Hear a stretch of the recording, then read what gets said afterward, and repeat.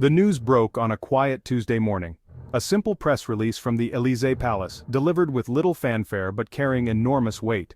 That single announcement sent shockwaves rippling across Europe, reaching every capital and every corner of the continent. France had acted, and it had acted alone, without consulting its closest allies or even hinting at its intentions. The move was so audacious, so unexpected, that many dismissed it as a rumor at first. But as confirmation poured in, it became clear, this was real. President Macron had thrown down a gauntlet to both Europe and the global tech world, challenging the status quo and daring others to respond. France was charting its own digital course, shattering decades of EU consensus and signaling a new era of technological independence. There were no negotiations, no warning, just a bold, unilateral declaration that left the rest of Europe reeling. Allies scrambled to understand the implications, adversaries watched with keen interest, and the world woke up to a new reality that seemed to shift by the hour. In Brussels, officials were blindsided, phone lines buzzed across European capitals as leaders sought answers and reassurance. Was this a negotiating tactic, a bluff to gain leverage? No, it was a calculated move, meticulously planned for maximum impact and visibility. France reminded everyone that EU unity is fragile, and that national sovereignty can be reasserted at any moment, even in the digital age. Disbelief quickly turned to anxiety, financial markets fluttered, tech stocks dipped, and investors braced for further shocks. Pundits and politicians struggled to frame the narrative. Was this visionary leadership a bold step into the future, or a reckless gamble that could backfire? What was certain was that on September 2, 2025, France had redrawn Europe's political and technological map, setting a precedent that others might follow. The aftershocks of the Élysée Edict were just beginning to be felt, with uncertainty spreading through every institution. The continent held its breath, waiting for what would come next, uncertain, anxious, and aware that history was unfolding before their eyes. The old rules no longer applied, the familiar order had been swept away almost overnight. The digital order had been upended, and a new chapter for Europe was about to be written. So what did France do? It passed the Digital Sovereignty Act. All data from French citizens and businesses must now be stored and processed on servers within France. A new agency, the Agence de Souveraineté Numérique, will certify which companies can operate in France, only those not subject to foreign laws. The law targets American tech giants and the U.S. Cloud Act, forcing companies to choose between the French market and U.S. obligations. Strict rules on AI require transparency and government audit, even of proprietary algorithms. France is investing billions in a sovereign cloud, aiming for technological independence. This isn't just about privacy, it's a fundamental restructuring of France's digital economy. Brussels was in a state of controlled panic, the city's usual calm replaced by a tense, uneasy quiet.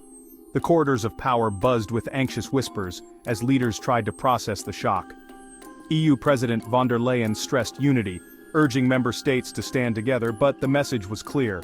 France had broken ranks, shattering the fragile trust that held the bloc together. The free flow of data, an EU cornerstone and symbol of its digital ambitions, was suddenly blocked, sending ripples of uncertainty through every sector. Behind closed doors, officials felt betrayed.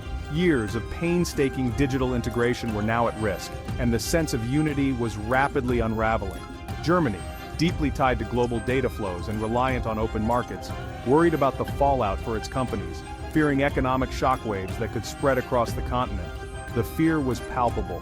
If France could do this, what would stop others from following suit? The precedent was dangerous. The EU's future looked uncertain, its unity and digital vision suddenly in jeopardy. In Washington, the response was swift and angry, with officials scrambling to assess the impact. The US called the law protectionist, a direct attack on American tech, and threatened swift retaliation, warning of consequences for transatlantic relations. Tech giants scrambled, fearing their global business model was under threat, and that the digital world they dominated was about to change forever. Lobbyists mobilized instantly, warning that the law would isolate France, disrupt markets, and raise costs for consumers and businesses alike. The US government and Silicon Valley were united in outrage, forging an unlikely alliance to push back against France's bold move. France hadn't just poked the bear, it had slapped it, making a statement that would echo far beyond its borders. The digital world's balance had shifted overnight, with alliances and rivalries suddenly redrawn. The stakes were now global. as governments and corporations everywhere braced for the fallout. The world was watching France's next move, holding its breath as history unfolded in real time. Why did France act now? What made this the moment for bold action after years of debate and hesitation? Politics, economics, and philosophy have all converged at this critical juncture, creating a unique window of opportunity for change. President Macron, eager to cement his legacy, responded to a public increasingly wary of unchecked US tech dominance and the slow-moving bureaucracy of the European Union. By taking decisive action, Macron positions himself as a strong leader, boldly defending French interests on the global stage and appealing to national pride. Economically, France is growing restless with its role as a digital consumer, rather than a true innovator or creator in the tech world. The new act is designed to nurture homegrown tech champions, foster innovation, and ensure that more digital profits stay within France's borders. Philosophically, France's long tradition of state intervention now extends into the digital realm, reflecting its belief in protecting the public good.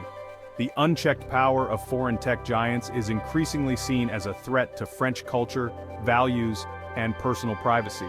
For France, digital sovereignty is about more than technology. It's about preserving the French way of life and national identity in a rapidly changing world. Globally, the timing is opportune. The US is distracted by its own issues, and the EU remains divided, creating space for French leadership. France is betting that by taking the first step, other nations will soon follow its lead, amplifying its influence. It's a high-stakes gamble on the future, one that could redefine France's place in the digital world. The EU is deeply divided. Germany and the Netherlands see France's move as dangerous protectionism, pushing for legal action. But some southern and eastern European countries quietly admire France's boldness.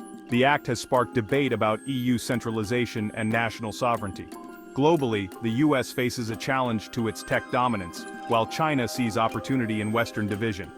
France's move offers a new playbook for countries seeking digital control. The idea of digital sovereignty is spreading.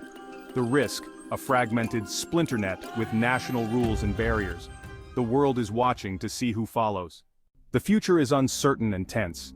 The EU will likely launch legal action against France, testing the limits of national sovereignty.